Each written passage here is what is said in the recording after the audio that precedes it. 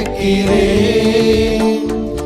உதயம் தேடும் மலராயிரை உன் நினைவில் வாழுவே. புவியில் விழுந்த விதையாய் உலகில் வெளிச்சம் தேடுவே. நீயே எனக்கு சொந்தம், நீயே வாழ்வின் தஞ்சம்.